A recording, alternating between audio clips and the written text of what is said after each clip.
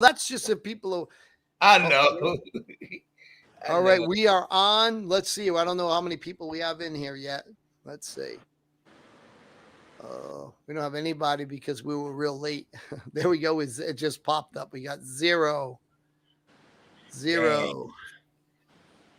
Damn, that's It's me. all Tim's fault, everybody. I was, hey, Tim fell asleep. He couldn't wake up. that's a lie. It's what happens I was when you working. must have been out chasing witches again. When you kiss a witch, they make you sleep for a long time. Oh Lord.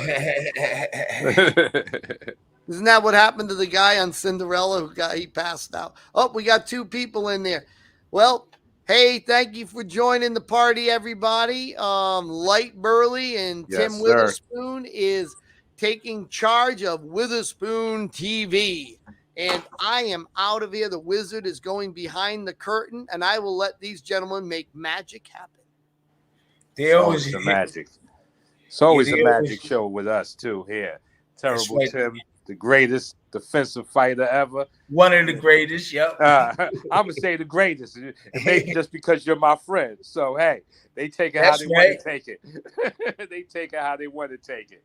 That's But right. The greatest yeah, of all times. that's right. That's right. That's what we're gonna say here around these parts. But how's your week been going so far? How's everything been going on in terrible Tim land? Yeah, everything good. Everything good.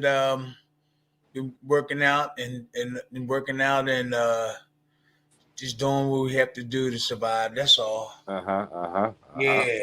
Well, that's how was your week on boxing? We got some boxing to talk about. Uh Benavidez Jr. I mean not Junior. Benavidez beat down Yeah. Boo Boo Um, Andre. Beat him yeah. down like he Yeah. stole something. Like, Yeah. I you know, I saw a was little bit of that. I saw a little bit of it, and he was real aggressive with Benavidez. He was. yeah. I thought Boo Boo's movement would give him some problems, but it didn't look like it didn't it wasn't a problem at all. Like he was able to kind of move in and do what he wanted to do. His punch output was incredible, and it looks like he just wore Boo Boo down and just beat him up and got him out of there. He made Boo Boo look kind of old, like That's Boo. a I big think Boo fight. Boo's 32. That's a But big fight for a lot of people too. yeah, yeah. Because now from what they're saying is there's nowhere for Canelo to run. They saying now Canelo has to take notice to the Mexican monster. How do you see that fight playing out if we ever get it? I do believe that if Canelo gets in really good shape, I mean this Benavidez man, he looked really strong with the short period of the stuff that I saw. Uh-huh. Um, and but I do believe Canelo, if he get in good shape, his experience, if he get in good shape, his experience could cause him to put on a really good show. But the youth, this Benavidez is younger, right? Yes, definitely. Yes. I think he's And like he won, 25, 26, somewhere and he around got the there. eye of the tiger. He got the eye of the tiger, but the old timers, the older guy, got them old little tricks, and he might could pull things out. So Yeah. it depends. Well, one thing's for sure, Canelo's not going to have to find Benavidez. He kind of walks up, buries himself in your chest, and gets to work. So Yes, he Canelo's not will. going to have to find him. That's for sure. No, because he'll be right there. He's He'll be going to be right right there. there. He's He's going to be definitely right going to there. have to be in good shape. Mm-hmm. I think it's going to be a great fight if it happens. Two Mexicans against each other. Mexico is going to stand up. They some real boxing fight fans over there Oh in yeah. Mexico. They stand Oh, up for boxing. oh They love them some Mexico, boxing. Yeah, Mexico. that little Mexico. They love them some boxing over there. So two Mexican champions going to war. I think that's going to be big pay-per-view numbers right there. And we Oh know yeah. Canelo bringing the put asses in the seats anyway. But Yes, he do. yeah, But I Benavidez's name, his name is out there. yeah, it's Benavidez. out there. It's out there. His You was last talking about that months ago. his last couple of fights, he's looked nothing but great. Khalid Plant, he dispatched of him.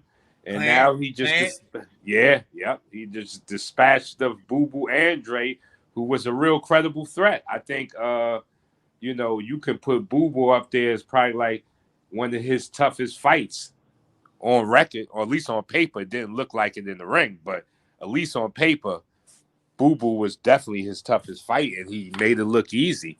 He made it easy, yeah. He made it look very easy. I saw a little bit of it, and I was like, wow, okay, Benavidez, okay. Well, and also on that card, we had the Charlo that has went through a lot. Like, his wife left him. She was on the internet talking bad about him. His last couple of interviews, he broke down in tears. Like, wow, he was having he was going through some mental problems. And my friend who bets on DraftKings and called me and asked me, because he was fighting the other Benavidez. He was fighting Benavidez Jr., the younger brother, on the same card. And he looked like he had a hard time, man. Yeah, listen, he went. It looks like he shook off whatever he was going through in that ring, because he looked good. I was like, his inactivity, I thought was going to be a problem, but he was able to transfer and compartmentalize what he had to do that night, and he looked fabulous. I was taken aback of how good Charlo looked, because I thought the ring rust plus the mental problems he was going through was going to not see the best of him. And I figured Benavidez Jr. could be a problem, but he fought hard, but Charlo just dispatched of him. Combinations. I just saw a little bit of that one too. Oh yeah. They were banging. Yeah, that was a great fight, man. Like, Charlo being out the ring as long as he has and everything he's done went through, I was happy to see that, because you can see it helped. It helped. Like, after the press conference, he seemed like a whole different person. And like, I was once told the warrior path is still the quickest path to enlightenment. And that's true. And I think he was able to channel whatever he was going through, get in that ring, and turn it into what he needed to be victorious. And if I could give him a standing ovation right now, I would. If I had the standing ovation sound effects, I would press it right now. You got a new laptop, so Yeah, I gotta get my laptop together. As soon as I get my laptop together, I'll get my sound effects back together. But he deserves a standing ovation sound effect, because he looked great, especially with everything that he's been through. That's champions when you come through, when you go through the hard stuff and then reach to the top, and all the hard work pays off. Yeah, wasn't what's name going through a lot when he fought Mike Tyson? Was it Buster Douglas? Wasn't he going through a lot? His mom passed away. Yeah, and he turned that energy into positive energy, and that helped them win the fight. So his mom passed away, like I guess a couple of weeks before the fight, man. And I think he was crying in the ring and everything. Wow. See how you can turn that. And I think even his baby mama was sick or something like that. Wasn't his baby mama had a kidney failure or something? There was something else on top of it or something. Yeah, I didn't know that, but one of the biggest things was his mom passed. Yeah, I know. Yeah. And he won that fight for her. So I didn't hear the part about his wife. Yeah. Was it his wife, right? Or his baby mother? I think it was his daughter's mother. Okay. Yeah. She was sick or something. Everybody talked about his mom passing away. Yeah. That was a big one. But yeah, see, and then hey guys, just popping on real quick. I want to say hi to Bruce Gass and that one guy Bones, and somebody's seeing you on Monday, I think, champ, or it's or that's Lyte. I'm not sure, but What'd you say, Brian? Oh, I said Bruce Gass is here. Yeah. That one guy, Bones. And we have this guy, Jav Murray. I don't know how to say the first name. He says he's going to see you on Monday. Maybe that's Lyte or that's you. I'm not sure, but I'm out. Monday? That must be. No, that's you, champ. He said, yo, what's up, Tim? I'm going to see you Monday, man. Jevin Murray. I wonder what's Monday. I'm scared. Yeah, we got old school karate That guy. may be a bill collector, champ. Oh yeah, yeah. Hey, you Marion. guys got to get your Facebooks back linked up to the channel. Yeah, We're I not got on it. Facebook. All you guys changed your passwords. Who? I didn't change nothing. Yeah, you did. You even told me you did, champ. I didn't change nothing. You're going to the nursing home if you keep forgetting, champ. That's it. Uh-oh. You're in big trouble now. I don't remember that. Well, Mr. Wizard, we got another news flash here. Maybe you can find it and play it. Ryan Garcia goes off on Golden Boy Promotions. I heard. Yeah, with what's name standing right behind him. De La Hoya was standing right behind him when he went off on him. So, Mr. Wizard, see if you can pull that up. Maybe we can play it without Yeah, I getting saw that yesterday. What's your thoughts on that? What's going on with Ryan? I saw that yesterday. I think that he was complaining about him being mistreated or something like that. Because he talked about his people doing business. I saw that yesterday, but I was running around, man. Yeah, I just caught a clip of it when he said he that was mad too. Yeah, he was very Guys, mad. ready? Here we go. Okay. Roll the clip. Oh, let me do. I got to make sure. Let me make sure we can share. You can put in Ryan Garcia. I have to share the volume so you can hear it. I just got to redo this. He was mad too. Yeah, he looked very upset. I already went off on Bernard Hopkins too. Bernard was there. Yup, I saw it all that. I seen all that. Frustration from his losses, and I think, he trying to find out how can he make it happen. Here we go. Ready? He's trying to find out how can he come back. I do believe that if he get the right person in his corner, showing them stuff and direct them and how to maneuver through boxing and deliver punches and block punches. Yeah, he looks pissed a little bit there. Yeah. He looks like he's a bomb about to blow up. Yeah, his jawline is looking real tight. It's a tight jawline. Mm-hmm. Yep. He did what he could. He did what he could do. All he could do up until that particular fight, and that's when he needed somebody to really help him. Now he's venturing out in another direction, like trying to figure out how can he move forward because he lost. See if you can find the other clip. See if you can find the other clip. There's one that that one's short. No good. Yeah, it's one that's like a short. Put in Ryan Garcia goes crazy on De La Hoya. Yeah, I'm not saying he complaining. He probably frustrated over the fights, the one that he lost. Here we go.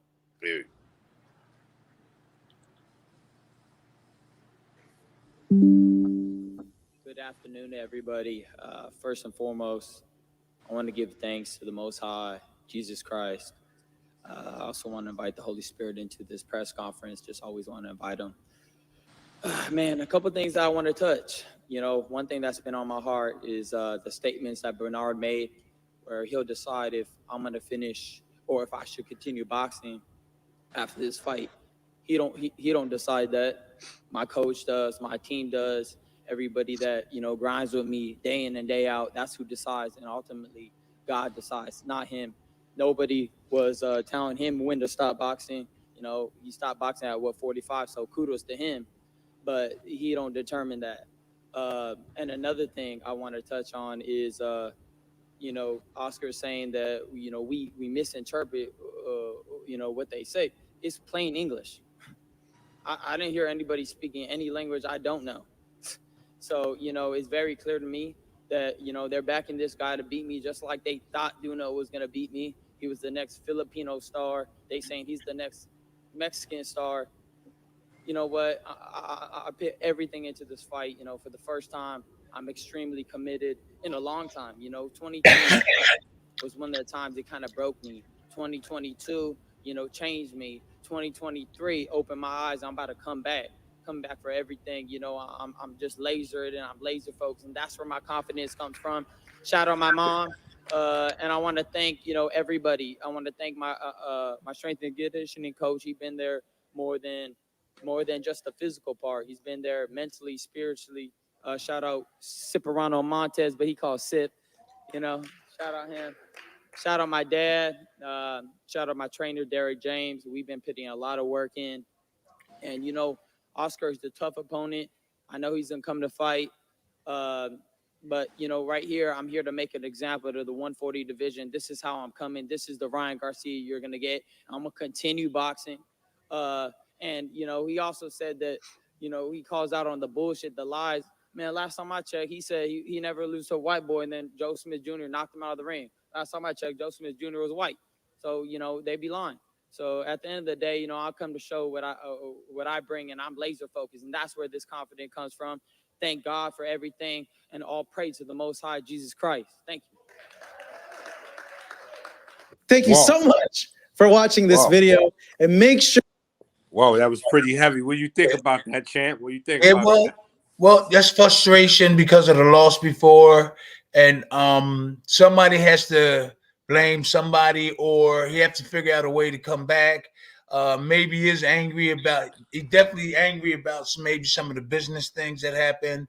But all it boils down to me is just the skills and the if you'd have won the fight big and all that, if you'd have won the fight, he wouldn't be complaining. So what I see is just frustration from the loss. Everybody was behind him 100%. And he just got to figure out a way. Maybe there was some problems, that he had with Oscar and Bernard and stuff and things like that. But how you really get rid of those problems if you go ahead out there and execute and get the job done. So I saw a little. He fought, but he didn't fight like a champion. Something was mentally instilled was wrong with him. In a way, when he was in the fight, after a couple of punches, you could tell that his drive wasn't that strong. Like he was in there, he was banging, but you could tell that it was Devontae Davis, right? Oh yeah, yep. Davis was catching him and caught him and dropped him, and so he lacked a lot of confidence in that fight, and that was his crossroad where he lost. He either lose or win, and he lost that fight. So that's just the frustration from that fight to me. And moving forward, somebody has to get the blame. Most boxers just wipe it off and go back to the drawing board. And this is his way, I think. Yeah, but is it? You understand what I'm saying? Yeah, definitely. And do you think it's smart to go at your promoters on that stage? Would that be a smart business move? Well, he got to back it up by knocking. I did it before. He have to back it up. He have to back it up by knocking his opponent out. So if you stand up to your promoters or the people that's getting you the fights, you are the champ. You are the champ of your own self and of the all the people. But you got to back it up. If he didn't, when he fought Davis, the skills that he had for that fight, if he can't make them better, he need to get somebody else or have somebody else on his team so he won't have to go through things like this. You know what I'm saying? You don't have to. I'm saying this about this one. I'm saying this about that one. I don't think he said that nothing about his training or his teaching, but it looked like he needed some help with the skills. So somebody got to get the blame. Somebody got to get the glory. And this is the way this turned out. Yeah. So I think he needed to get somebody to show him some more stuff and fighting guys like Tank Davis. Well, now he has Errol Spence's trainer, Derek James, and this is going to be his first fight under Derek James. So I guess we're also going to get a chance to see if Derek James could have, changed him in any way. Was it a help? Did it hurt? James trained at Errol Spence. Spence defense wasn't all that great either. So he needed to come get guys like us, like me, man. That's right. Say it again. You need to come do it. That's right. You need to come do it. So he's going to somebody. Not down on the brother. I'm not down on him. No. He tried his best to train her. He tried his best, but he's going to somebody that his boxer lost also. Yeah. Yes. So he's letting everybody know that he really don't know how to make decisions either when in terms of finding out who's a good trainer, who's not. So your skills to tell on you. Your skills to tell on you. Like you do real good, and then when you meet your match, you're gonna have to find somebody to help you straighten that mess up. You know, you lose the fight, you got kept getting hit with that right hand. Somebody got to come in there and change that around. That's all it is. So this frustration is rubbing off on everybody. He's Bernard Hopkins, Oscar De La Hoya. Somebody's got to get the blame. But if he get the right teaching and get in good shape, he wouldn't have to do that. He wouldn't have to go through that. So, and to me, that's you don't know a lot of things. You got to find somebody that do. That's right. That's right. That's right. You got to find somebody to do. So that's the case. Somebody got to get the blame. He could take some of the blame. But it looked to me, he needs somebody to show him how to block that uppercut and to move. He's very flat-footed. Very flat-footed. Like heavily flat-footed. And he stands right straight up, kind of chin in the air.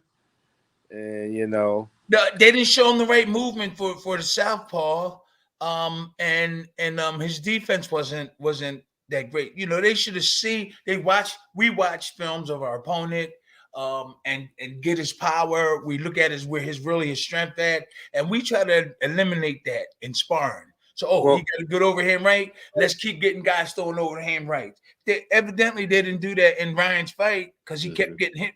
He kept getting hit with that same uppercut, right? Yeah, the uppercut and everything. Yeah. So I'd have been, hey, get guys throwing uppercuts because Tank is a good uppercut man. Yeah, take definitely. His defense up and fire back. So somebody got to take the blame.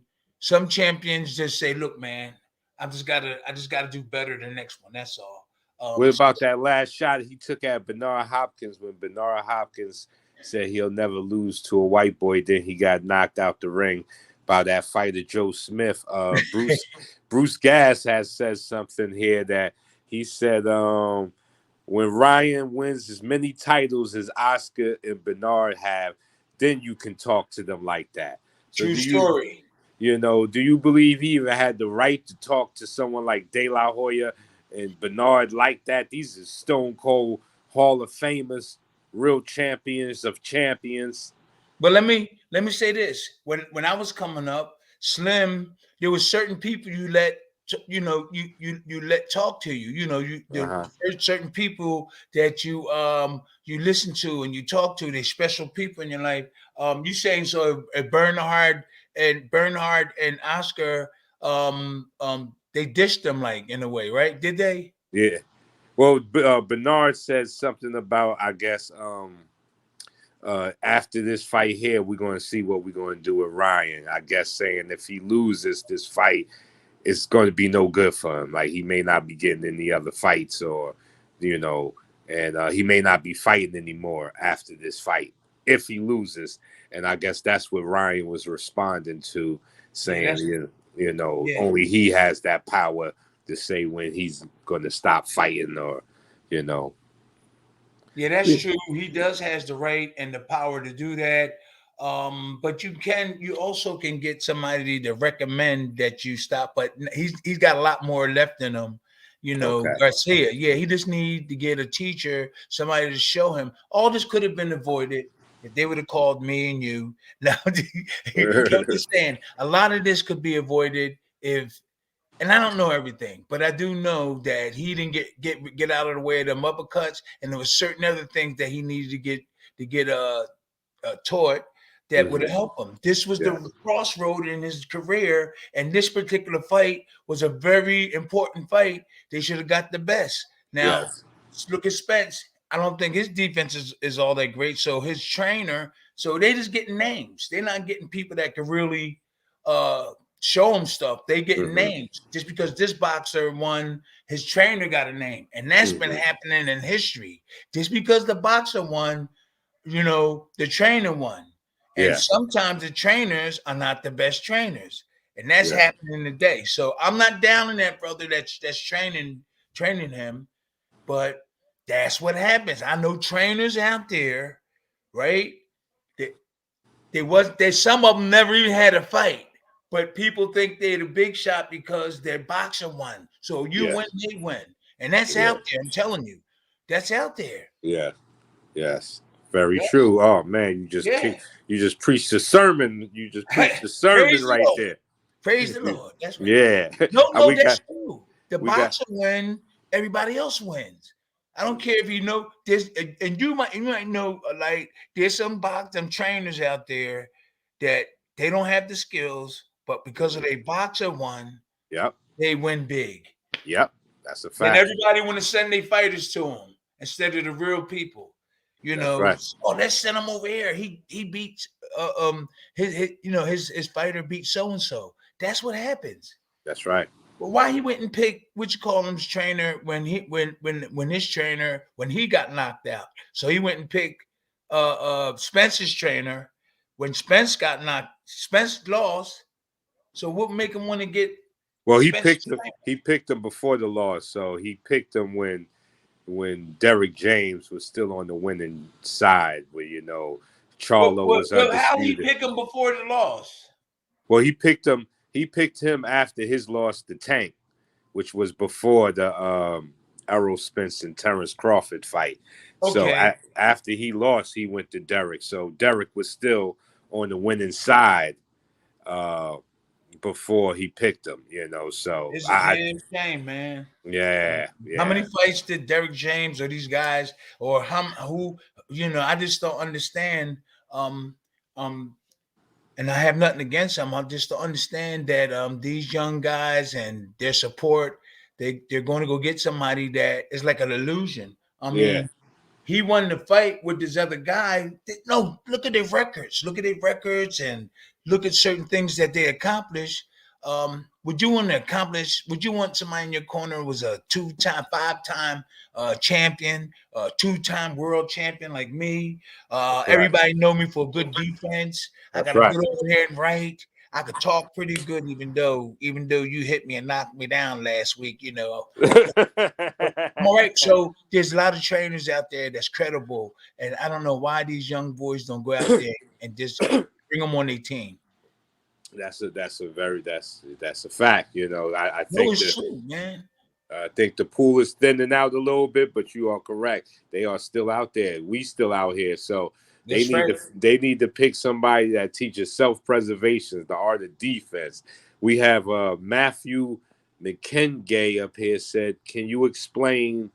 He said, can I explain the origins of 52 blocks and who started using it in boxing? Well, that's real simple. Black fighters is who black fighters brought in this higher need for defense, which eventually turned into his own thing called 52 blocks. Mr. Matthew, thanks for the question. Cinnamon May said, can you do a film study on Salvador Sanchez, the little giant? Oh, I love me some Salvador, baby. Yeah, Salvador moved a lot. Man, that was a Mexican with some defense. That man, he was a different style of Mexican fighter, really. Like, he still had the Mexican, I'm gonna bring it to you. I'm here to fight. Bang, bang. He did a lot of movement. They had to be in shape because they moved a lot, bounced around, moved a lot. So you had to be in shape, man. I heard his trainer used to be a horse trainer, and he came up with the saying that you train a fighter like you run a horse. You run them, then rub them, and I forgot my teacher was telling me, but that Salvador Sanchez's boxing trainers were also horse trainers, and they kind of used some of the methods of how you run a horse on how they built his stamina. And I kind of believe it because Salvador Sanchez's stamina was ridiculous. I know. Got tired. Yep. He's like he never got tired. I'd never seen the man in the fight tired. And I've seen almost every fight the man had with, Danny Red Lopez, Zuma Nelson. Yeah, when he fought Zuma, like the man was never tired. So whatever stamina training they had, it must have been pretty high level. Zuma Nelson, that dude. Oh, he was he chopped the tree down with a dull axe. Yeah, I was right there with him. Wow, a dull axe. We gave him a sharp axe. He said no. He said, "Give me that. Give me that." He chopped a big John, and he kept hitting it. And we was like, this dude crazy. He chopped it right at Don King's camp. He chopped that Wow. dude a dog. He didn't want the sharp axe. And Now that that's a dude is story for you. something. See, That's everybody on the chat, press one for the love and the stories that we are getting from the champ. I've never heard that. That's a story I can now lock into my memory. Azuma Nelson chopped down the tree with a dull axe. Now you tell me, tree. oh man, We tried to give him a sharp one. He didn't want it. He said, "No, I want this one." I swear. We called him the Terrible Terror. We called him the Terrible Terror because me and him used to be like, we go to the gym, we was in the camp and camp together, and we used to chop wood together, but I couldn't keep up with him with the run. Wow. Yeah, he ran early in the morning, way earlier than we did. And he was focused. This kid was focused. You can see it. You can see it. You can see it. I love his fight with Pernell Whitaker. Oh, that was a barn buster right there, because Pernell really had to show his skills in that fight there, because Azuma was trying to get him out of there. Azuma wasn't playing. Azuma was not playing when he came for Pernell. That was a great fight there too. I would have loved that. Yeah, I would have loved to have seen Salvador Sanchez versus Pernell Whitaker. What a dream matchup if that could have happened. Yeah. Salvador versus Pernell Whitaker. That would have been a great fight. Who we got here? We got people saying Bruce Gas. Right. Yeah, that's someone Bruce. Said, do you think someone can enjoy boxing without becoming a pro? I want to do some amateur matches. Yeah, I think that's an easy one. That's a softball. We want hardball questions. Throw some hardball questions at us. That was a softball. We knocked that right out the park. Hell yeah, you can enjoy boxing. Depends on what age. Depends on what age you are too. You don't want to be getting hit upside your head if you like 60 or 50 something or even 40 something. You got to just be careful. You don't want to take a lot of headshots at your late ages.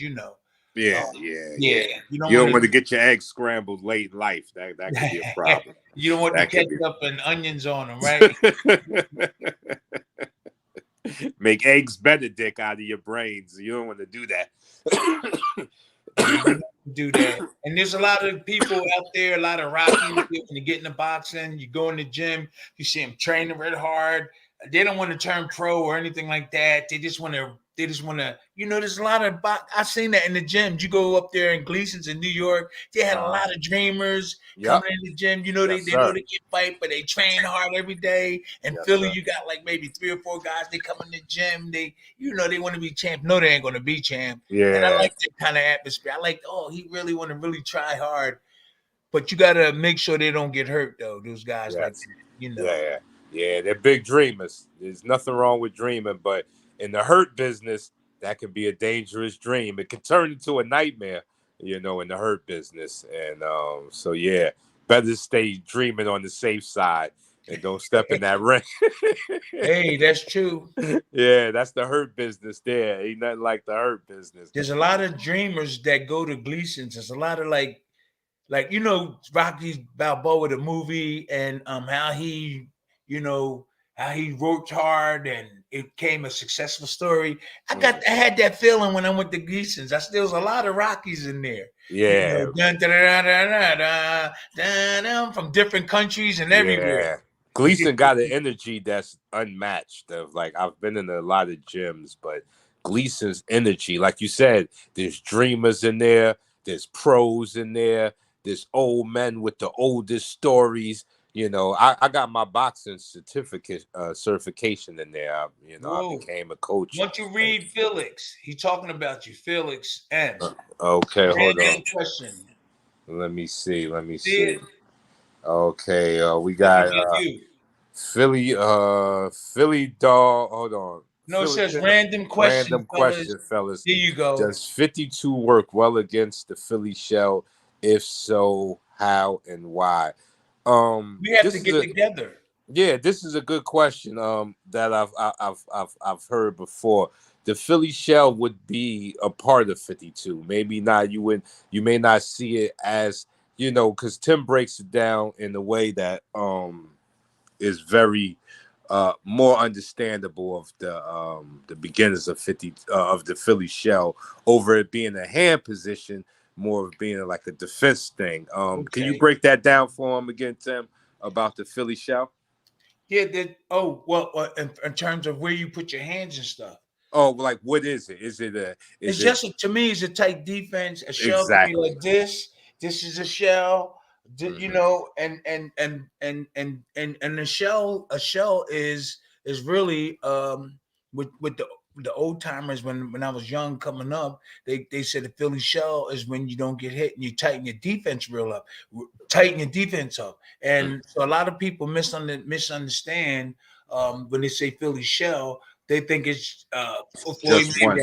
Yeah. Floyd Mayweather. They think it's this and that, the way they move and stuff, and really it's just a tight defense. Say the word shell.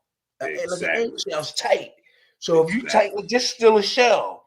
This is like a shell. You know, you just got to come over here and block that hook, right? And this is a shell.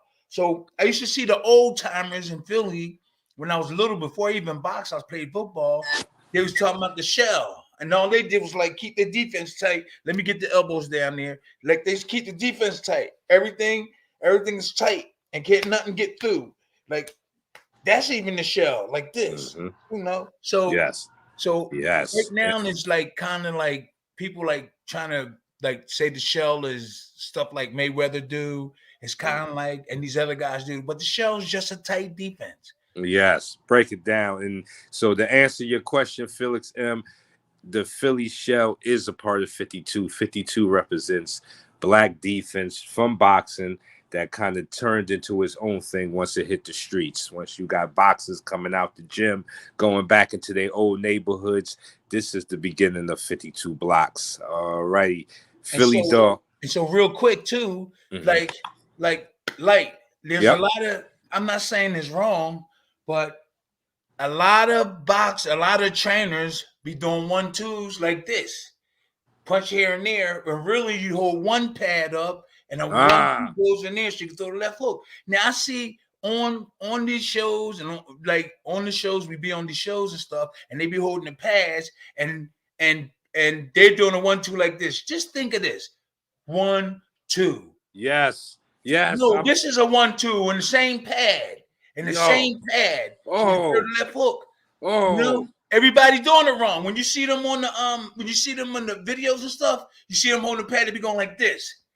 Oh, no, this is a 1-2 in one pad. Bang, bang. My God. You can throw the left hook. Oh my God, I'm glad you said. The old timers was telling me, hey man, they doing the 1-2 wrong. It's got to be in the same hole. You cooking right now. The church is in session. Because let me tell you something. I've always thought that was wrong. Like when I hold pads, even if I don't use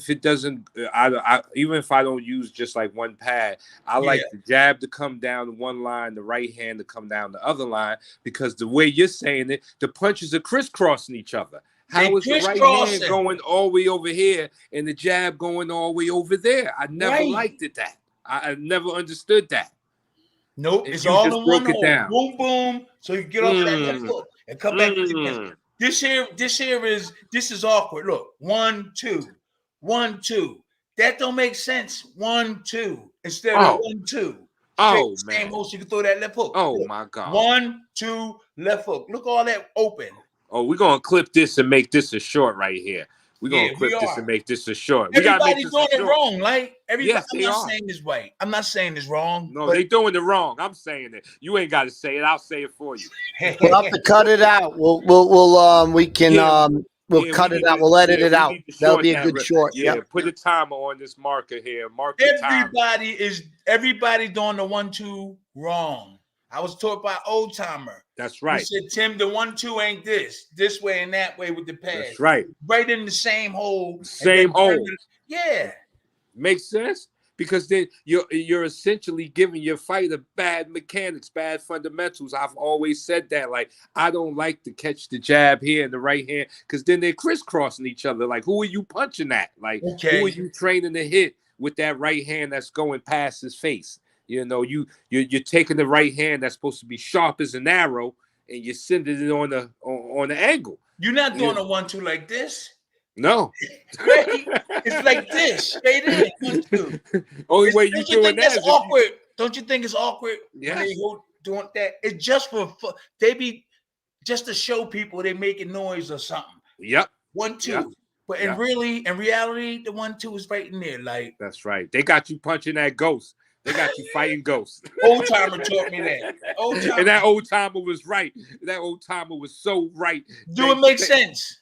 Oh, it makes hell of sense. Thanks for the old timer, because I've always felt that way. I said it, and I thought I was crazy. I said maybe it's me. Maybe I'm thinking the wrong way, but if something don't look right here. Something don't look right here. Just hold that pad. Let both of them punches come right into that one pad.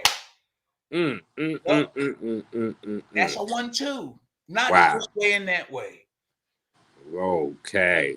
All right. We got Philly Dog said, just wondering, whatever happened to Philly's own Tyrell Biggs, who also was a baller on the Great Speed Boys basketball team at West Philly High. Yes, he was. I was talking to his brother Xavier earlier. Okay. And he's all right. We trying to get him in good shape.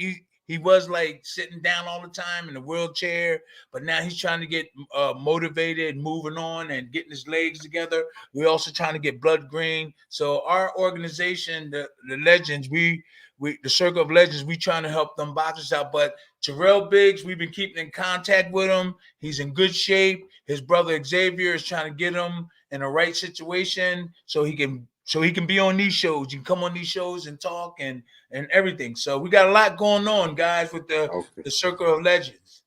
Yes, sir. Yes, sir. All right. Matter of fact, they're having a seminar in a month and a half down in Georgia.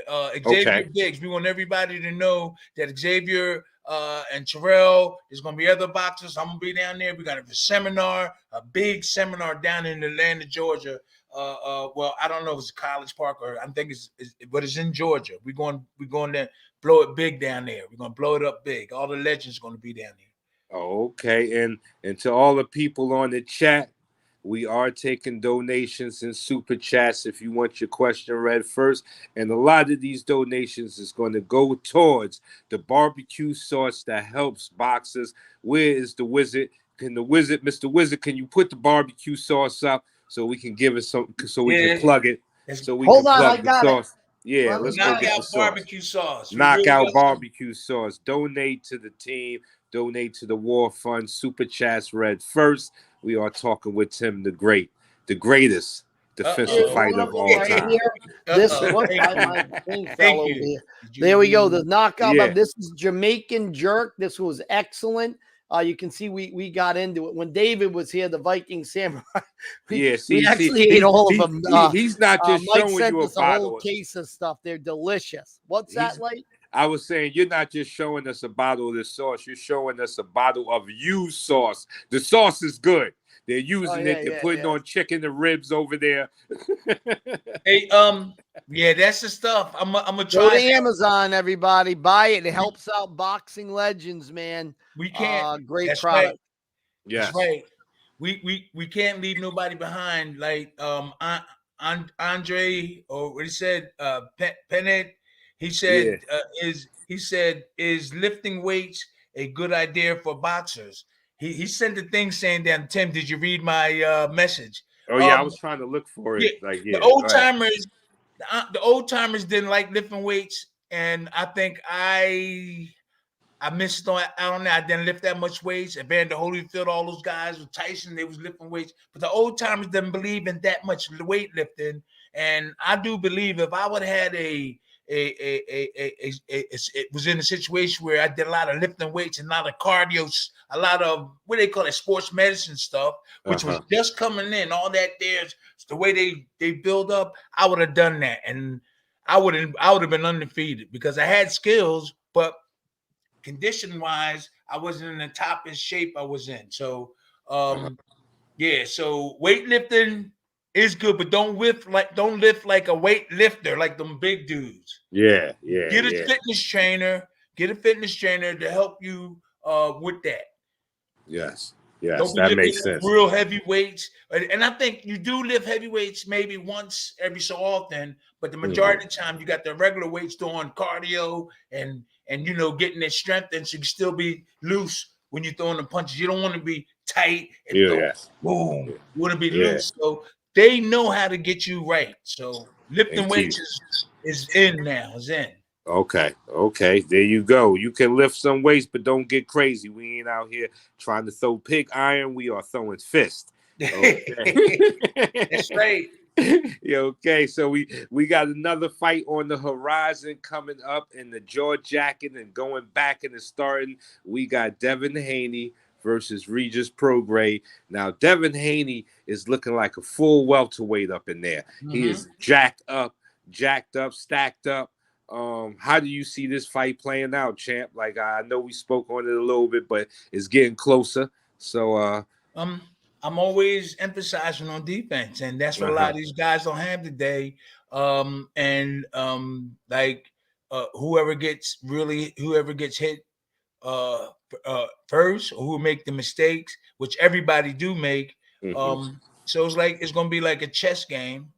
But if you don't have like one or the other, something can possibly happen. Like a defense, if your defense is really not good, you could be in trouble. If you have a good offense, it'd be a chess game. But if you have really good defense and your offense is not as good, you got a better chance of, to me, lasting. Yeah, I see Devin Haney in this one. Devin Haney has a awesome jab.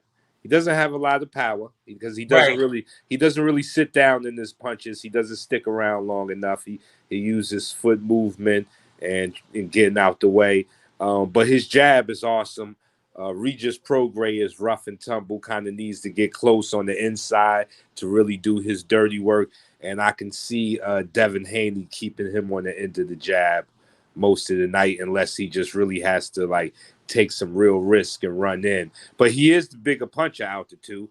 I think Regis Prograis carries the stronger punch out the two. But Devin Haney's jab, he unleashed it against Kambosos, and Kambosos couldn't get nowhere near him. He rat-a-tat you, and by the time you move in, he's gone. He's outside door, back to the middle of the ring. So, but the road gets harder. The more you win, the harder them steps get to climb up them steps. Yes, and then you either become the champ or be successful or meet your match. So yeah, well, he's already there undisputed at 135. He just recently had to drop all of the belts. They elevated Tank to I think it's Super WBO or W, one of those, but Tank has a belt now because Devin had to vacate.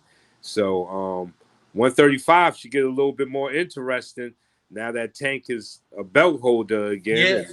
Yeah. And Shakur Stevenson is in there, and I think before we get a Tank versus Haney fight, we definitely should see a Tank versus Shakur Stevenson fight. If we're talking about the biggest fight to be made at 135, to me, right now, is Tank versus Shakur Stevenson. I think that's the biggest fight. As long as they keep fighting. Yeah, I think that's the biggest fight to be made. Let's see what the people are saying. Bucci. What Bruce Boxing Guy says, Tank says he's not taking the WBA Super Bowl. Oh, he's not taking it. Oh, Tank is a rebel. Oh, if anybody knows, Bruce do. He said, if anybody knows, Bruce do. He said he don't want it. He must say he don't want it. He don't want it like that. He want to knock somebody out for his belt. He said he don't want his belt delivered in the email. He don't want the email belt. That's what he sound like he's saying to me. Oh man. What they doing, making a special belt or something? Well, they giving him the belt, but I guess he said he don't want the belt that way. He don't want to be given the belt. He want to take it off somebody's waist, the good old fashioned way. I like that. I like that. Andrea Pennant said, Ike Abba, how do you say his last name? I always mess up his name. Where? Andre Pennant, Ike Abba. I can't. Ike Ibuchi. Yeah, there you go. Well, he was naturally strong too, but he lifted weights. He was like he Yeah, he lifted weights, man. That dude was tough. Like Abuchi said that he lift weights in his prime. He told me on his YouTube channel. Yeah, I know I lifted weights. So and he was like real loose when he got into the fight too, but he had big muscles. He had big muscles too, and he could punch. Him and David Tua, they had a Tua was a puncher's puncher. That play, boy. I was watching it, I was like, oh. Ibuchi and David Tua. They was playing it. Okay, yeah, the nobody 92 says, does 52 blocks work in a real fight or only against people who can't fight? Oh, that's a good question. Well, since 52 blocks is defense, I hope it will work in a real fight. I hope defense works in a real fight. From what I've seen, try to figure something out. We're gonna try to figure some stuff out. Yeah, from what I've seen, yeah, definitely defense works in a real fight, a fake fight, a half fight, or no fight. Defense wins. Okay, Cinnamon May says, how many different jabs are there in total? What do you call the GGG jab where it hits you on the top of your head with his two knuckles? What is the right way to do it? How many different jabs are there in total? I don't even think you can count how many different ways you can jab. Like, is there a jab number, champ? You come this way. It's the way you deliver it and the way the knuckles land. Mm-hmm. You come like this. You come with the first two knuckles. Naturally, you pull a punch and land your punch with the first two knuckles because that's the strongest part of your hand, not over here. This is the weakest part. I broke my hand. So you got to land your punches with the first two knuckles. Yeah, that's supported by the forearm. You could do a slap. You could do a slap. You could do straight over like that. You come up with it. There's many different ways you could do it, long as you know where these knuckles are supposed to land. So it's up to you to get it in there. Like I used to go like this. I used to go like that. I used to ball my fist up and go straight. So there's a couple different ways you could do it as long as you try to land with those knuckles. And like Ali used to do like this, a slap, and he tried to hit you with these. Okay. Yeah, his like this just to occupy your brain, your eyes, so you can't see for a split second, then drop a right hand behind it. He used to do that, or just go right in, slap it like that, slap.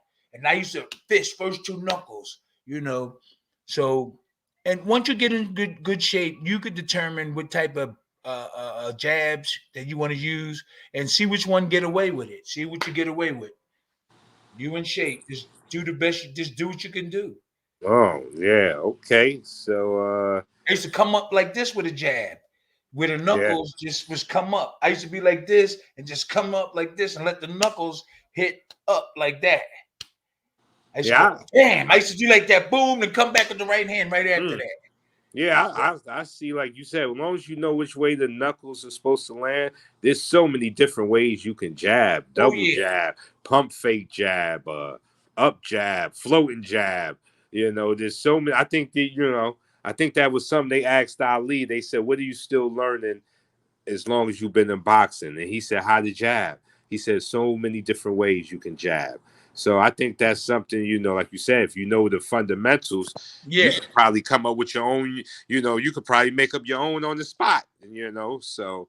There you go. You said it. That's it right there. As long as you know how to do it, you can create whatever you want. What Teddy's saying? Teddy's saying, we in here, Terrible Tim. Teddy, who's Teddy? Teddy Buckshot. Buckshot. Buckshot. Yeah, he said, we in here, Terrible Tim. All right. The Nobody late, but we okay. The Nobody 92 says, so you're supposed to land only two punches or all your knuckles. No, he's saying you can only punch with two knuckles. The first two knuckles that are supported by the forearm. The last two knuckles in medical term is called the boxer's break. Right here. This is the boxer's bone right here. Yeah. And the doctor told me, don't hit with this. He said, hit with this shit. When I broke my hand on Al Cole, and I was fighting Al Cole, I threw a left hook and I landed with this and I broke it. And I went through the whole fight with my broken hand. Wow. So when I went to the doctors, I didn't think it was broke, but it was hurting bad. He said, your hand is broke. And he said, and he told me, everybody, this is the name of this bone is called the boxer's bone. And he told me, do not hit with this side. He said, hit with this is the strongest part of your hand. That's this right. is actually called the boxer's bone. Wow. Right here, they called this the boxer's bone, and the reason why everybody was breaking their hand, and so the doctors called that the boxer's bone right here. Wow. Wow. Information. Yep. And so that's what I found out. And our podcast is informational. Okay. That's actually called the boxer's bone. Yes. Yes. In medical history. Yes. Yes. For facts. Ricky Ferguson said, yo, Lyte, when you had your conversation with Safari Carmen, how many times did he mention he was the greatest martial artist of all time? He's a good guy. Yeah, hey, he believes in himself. He is very confident about his martial skill. And, who am I to judge anybody? Only God does the judging. I just do the watching and the learning. Only God judges. Right. Okay, Cinnamon May said, do you think Bivol, the 175-pound WBA champion, has the best fencing jab in the game? Who else had a jab like that? A fencing jab. I don't know who. I never seen a fencing. You know how they stab with the sword forward, like they kind of like stab the fencing sword, the little one, and they got the mask on their face. It's like a stab jab. I guess that would be like a stiff jab almost, but I know what he's trying to say. The fencing jab, it would be like almost. I don't want to say a stiff jab because it still can retract pretty quick, but kind of like a stiff jab. Okay. So who would you say has the best stiff jab you ever seen? There's a lot of people had like a nice hard jab. I had a hard jab that'd knock your head back. But I'll bring a right hand behind that. I don't know. What about Larry Holmes? Like, what was his jab? Larry. Well, you know what? When I fought Larry, I was so amped up. I didn't care what was coming at me. I just wanted to whip his butt. His jab was nothing. His jab to me, he's one guy that has a really good jab. But for me, I had fun. His jab if you watch the fight, his jab played no problem. Right, had no problem. It gave you no problem. You was dancing all around it, catching them. Yeah, it gave you no problem. I was slipping them. I was slipping them, blocking them. So when you take away your opponent's strength, that's almost 75% of the fight. When you take away his overhand right, or if you take away his famous shot, he's in trouble. Yes. That's right. And that was his bread and butter right there. That's what you do. When you practice in the gym before your fight, you practice to nullify your opponent's strength. So whatever his strength is, you work hard on that to get rid of that. And once you get rid of that in the fight or eliminate it a little bit where it don't hit you a lot or whatever, that's a big part of the game. You're taking away his strength. So that's what all these trainers should be doing. Find out what their opponent's strength is, get that out the way. And if he has a secondary strength, work on that also, but get that main one, that strength one, the one that he knocked people out, or the one that's really good at, try to get that out the way. And that's what trainers need to do when they go into camp, Find out what his opponent's strength is and weaknesses, and work on that through the whole 2 months in the training. And I don't know if they're doing that nowadays. Yeah. Oh, that's find out what the strength is. That's right. Try to get rid of it. That's what film study was all about. You got these fighters nowadays. They say, "Oh, I don't do no film study. I don't watch nothing." Terrible. How you going to know what his strengths or weaknesses are? That's right. That's how the old timers did it. We even went as far as sending spies to other gyms. That's right. Yeah, that's right. That's what they was doing. That's war, what they was doing back in the day. I don't know what they're doing now. We would send people. So like when I went to Vegas, we would send somebody to Larry Holmes's workout, and they be in their spine. And Larry don't know who it is, but we caught Larry sending somebody over, and we caught him. That's a part of warfare. That's a part of warfare. That's right. How How did y'all catch him? What gave him away, champ? My trainer. But how about this?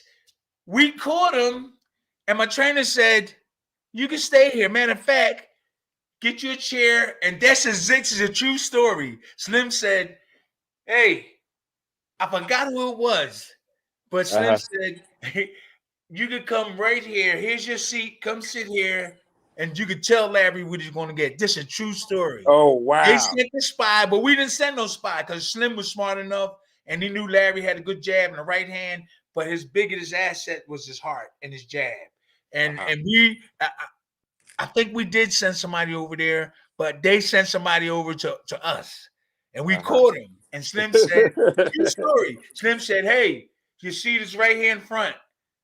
I swear, we made his spy sit right in front. That's right. They say you can see the information and take it back to him. This is what's going to happen to him. Please send this message. Send this telegram for us.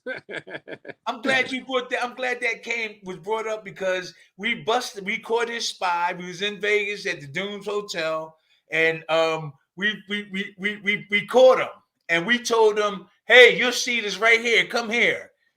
Yup. Yeah. Wow. Teddy Bruckshot said, "I broke that ish in the street fight. I cracked the dude in the street fight on the right hook with every knuckle. Had a cast all summer." Yeah. He went a right hook. He did a right hook. Yeah. He said he had a cast. He was in the cast all summer. Philly Dog said, "Tim, which of your punches was your go-to punch when trying to force a knockout?" Many say the best punch is the one your opponent doesn't see coming. My guess would be the right uppercut. What was your go-to punch? I like to say it was the overhand, but what was your go-to punch? Okay, that's what I thought. That's what I was. I would occupy my opponent with other things, and then the overhand right would just come out of nowhere. Yeah. So you have to stay busy. You have to stay busy with other things, and what you're doing is you causing you having your opponent think about other things, but don't know that overhand or that left hook or that uppercut is coming. You know, so you occupy him with other stuff, then bam, hit him with that their royalty punch. That's right, and the overhand comes outside of your view, so set up right, you'll never see it coming. But I never threw it out here. I kept my overhand in close, and I just dipped in and whipped it like that. I didn't do like this and throw it. See, so if you guys trying to learn how to throw that overhand, and it's got something to do with that shoulder leaning in the whip it, so this has got to stand close to your body like a bullet in the chamber. When you shoot it, it comes out tight. It's powerful when it comes out like this. When it comes out like this, it takes longer to come. You might get hit, and you'll get harder, but it's like this. You're coming close like that. Yeah, it's like a bullet. Boom. Then you come underneath with that uppercut. So bam, bam. Or just bam. Or jab like a 1-2. Boom, bam. Short, choppy. Short and choppy. Yeah. Okay. Teddy Bruckshot said, "Tim's education is priceless. Thank you, sir, deeply for these free professional lessons." Joseph Fogarty said, "Happy holidays, guys." Teddy Bruckshot said, "Larry Holmes was a dirtbag." Oh Lord. He ain't like some Larry. He don't like. He must didn't like him. Yeah. You know what? We was arguing and fighting before the fight. He said he's gonna knock me because I didn't have no money. I didn't have no money or nothing. He was champ. I'm gonna knock him out, take his girlfriend. I'm gonna knock him out, put him on welfare, all that stuff. And I was young and coming, and I led into it. I was mad. It made me mad, but I showed them when the bell rung. That's right. Yeah, we heard the story how Larry went home. We okay now. And got rid of. Tell him. Larry went home and got rid of every spoon in his house. He ain't have no spoons, y'all. He got rid of everything that looked like a spoon. Anything that had spoon on the end of the name, he got rid of it. Yo, man, I was really surprised how easy the fight was. The great Larry Holmes. And all it took was a good trainer, a good teacher, with all our plans. We frustrated Larry Holmes. For instance, this is, guys, listen to this real quick. I'm gonna try to make it brief. But so all during the preparing for the fight, you have to have all type of tactics. So what we did was what we did, what Slim did was he told me, he said, "Look, Tim, I'm gonna tape your hands up, right? But we're gonna deliberately let Larry Holmes them tape their hands up and don't send nobody over there." That's what happened. So somebody's supposed to be over there when Larry's taking his hands, and somebody be over R.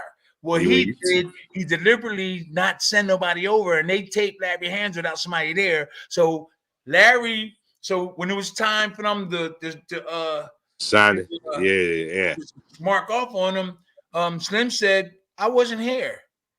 They got to take them off." Slim Robinson made both hand wraps off when he was getting ready to go out. He made them take both of them out because he used strategy. See the type of things. Just see with trainers, you gotta have. I was around the best, Georgie Best, Slim Robinson. He deliberately waited, and they wrapped Larry's hands. And Larry will tell you the truth. Larry was cussing. He told Slim, "Don't you ever speak to me ever again as long as you live." He called him all kind of black, this and that. Slim made him take the handle off and rewrap both his hands, everybody. That's what happened when I fought Larry Holmes. So you got to use all kind of tactics. Mental warfare. Whoa. And Slim had a good trainer. He deliberately waited. Whoa, that man was a genius. He deliberately waited, and they had to cut. They cut him off and rewrapped them, and that made Larry Holmes even more mad. Woo-wee. You see all the different things that goes on. I was with the old timers, man. These guys better call us. They better call me. Teddy Bruckshot said, Larry over there eating cereal with a fork, drinking soup from the bowl. We cool. I'm cool. I'm cool with the great Larry Holmes, but we just trying to, I'm just telling y'all a lot of the things that I learned. I was around one of the greatest champions that lived and stuff, and Larry was a great champion. Ali, all these guys, and I'm just privileged, man, just to be thought about in their shoes, Yes. Walking around with them, Yes. being with them, man. That was really great. Oh, that's man. actually what happened though. Like he was mad. That was a great strategy there. That was great strategy. That's right. That's how you unnerve a man. And listen, Larry Holmes said, "As long as you black, you better never speak to me." And you know what? Lyte is on video. They got it on video. Larry Holmes saying it. Wow. Where's the Wizard at? The Wizard, can you find that, Mr. Wizard? That's going to be hard to find, but they got it on video. Larry Holmes saying, "As long as you," and you can see him with the hand wraps. Wow. You see him with the hand wraps. It's on. I've seen it several times. He says, "As long as you black, don't you never speak to me." He said, "As long as you black, you better never speak to me." You know that was some real words to say. That only a man that's angry can say something like that. As long as you black. He said, "When you turn white, you can talk to me again." Right? Yep, these are the tactics that a lot of the new boxing industry, the people out there, they probably have their little different ways of. It's warfare. It's warfare. So they probably have their little ways of saying things. But the old timers had the real good. He deliberately waited, made them do his hands, and didn't go in there, and they made them take the hand wraps off. Wow. Larry was mad. Incredible. We're gonna try to pull it up. We're gonna try to get that. We're gonna clip that up, man. Listen, people, this was a great show. We got an hour in. Wild World of Sports. It was on Wild World of Sports. Wild World of Sports. Okay, yes. We're gonna look that up. Any questions left before we close out the show with the great, terrible Tim Witherspoon and his co-host, Mr. Lyte Burley? Let me go to the comments section. We did start a little late, guys. Yeah, we started a little late, guys. Yeah. Yes. Larry Holmes is a great fighter. Yes, he is. Yes, he is. Yes, he is. Yes, he is. Yeah, he is. He had big heart. I did not say he did not have any of these things because he was a great champion. And wow, man, I fought the great Larry Holmes and did good. Yes, did well. Won the fight. You did more than good. You was cheated. It was a bamboozled. It was cheated. You won that fight. Philly Dog gave us the props. He said, "Good stuff, guys." Thank you, Philly Dog. Sorry we late. Sorry Thank we came in late too. Yes, sir. Yes, sir. Well, you know, every Friday we have these shows. We missed a Friday or two, but we are back on our feet. So tune in every Friday to get that real boxing information from Terrible Tim Witherspoon himself, where we be talking about all the latest and current in the news of boxing, what's going on in their personal life, in the ring, outside the ring. We're going to be talking about it. So please check in to hear us. Let's see. We got Teddy Bruckshot said this shit turned to a comedy fest. That's right. We got comedy involved here. There's going to be some humor here. You got South Philly High's class 76, Philly Dog. Yep, I graduated in 76. Wow. South Philly High, yeah, South Philadelphia High. Wow. It was an Italian neighborhood. We had to catch the bus and go walk to the. It was an Italian neighborhood. Yep. Okay. Well, anybody that's tuning in from Philly, I just came down to PA and I tried to get me a Stromboli, and it wasn't the Stromboli I was looking for. So if anybody in the chat can recommend a restaurant in Philadelphia that sells them real Strombolis, please do, because I'm coming back and I need a real Stromboli. Thank you. You'll easily get that. Like, yeah, Lyte gonna stay here, champ. We're gonna take him down. That's right. Stromboli. That's right. I need the real Stromboli. That one wasn't it. It was nah, okay. What we had was garbage, man. Yeah, that was. Well, you went down there. Well, you know what? I think a lot of things change. There's a lot of Latinos down there in the Italian neighborhood. Okay. There's a lot of different nationalities down there now. When I was little, it was predominantly Italian, and I think it still is. They called it Italian Market. Where yeah, let's go there, Tim. We'll take him to the Italian Market. Yeah, that's where Sylvester Stallone made the movie, right down there. Well, he knows where that is. Oh, Lyte, you know where that is. He's from Philly. Yeah. Oh, right. That's Federal Street. You know the Italian man. Come on now. Yeah. I've been to Philly. I was there for like 8 years. About 8 years I lived in Philly. Yeah, it was a minute. But yeah, that's why I know where the real Stromboli is, and that wasn't it. That wasn't the real Stromboli. That's not what I came for. You know, I want the real one. New York and Philly and a lot of parts of Jersey, you can get some nice Strombolis, I think. But I really never ate no Stromboli in my whole life. Yeah. Oh wow! Like Tim gets a Stromboli. It's got to be loaded with broccoli Robbie because you know he don't eat meat. Oh man, that's good stuff, though, champ. Do they have those, Burley? I think they do. They probably do. They probably do now. Yeah, you can stuff a Stromboli with anything. Like you can stuff that with anything, and it's really like a pizza folded up. If you took a whole piece of pie, folded it, and baked it, that's what the Stromboli is supposed to be. A nice size, big. It's supposed to be big. That little thing they gave us at that restaurant without, and then they had the sauce on the side. The Stromboli, the sauce is in there already. Yeah, you know, that was terrible. That was terrible. Philly Dog saying 9th Street. That's where it's at. 9th Street, Philly Dog. 9th and Federal around Federal and stuff around that area. Thank you, Philly Dog. Philly Dog 1958. Thank you. So I can get me a real Stromboli. I am going to 9th Street when I get back there. When I get back, I'm going to 9th Street. I'm getting ready to get me something to eat when we finish. Well, damn, Tim, every time I talk to you, you're eating, champ. Be on a diet. We training. What? Egg whites and vegetables. They go right. Get rid of that belly of yours. Hey. Oh, he didn't go there, did he? He went to the belly. Hey, guess what? Guess who picks on my belly all the time? Look at every day. Guess who picks on me? The champ. Every day. Cinema May said, what is some good motivation for boxing and life in general, champ? Our last question. Okay, first you gotta love you. You gotta what is the same? It says, what is this? What is the motivation? What is some good motivation for boxing and life in general? Yeah, well, you gotta love yourself. You gotta love yourself, and you know, just keep getting up, smiling, and having fun, and don't let nobody bring you down. And there's so much going on in this world, and it's people killing themselves, suicide, and all these type of things. You know, you be one of the positive persons. You be the one that's going to, you know, carry the load. You know, if somebody don't feel good, you try to make them feel good. So when you do good, when I do good stuff to other people, it makes me feel good. It makes me feel good when I help and stuff like that. So Those are some of the things you have to do. It don't have to necessarily be to motivate. You got to motivate yourself in order to motivate somebody else too. So love yourself and just do good things. That's good motivation. Get up. Don't let nobody get on your don't let nobody get on your nerves. I know it's hard. If they get on your nerves, go walk somewhere else and just wait.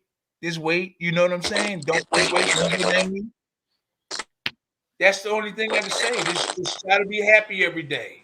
Who's making that noise? That's Brian. I don't know. I don't know. It's coming from my. I think that's Light's my got phone. the aliens trying to tap into his stuff, either the CIA or the aliens, one or the other.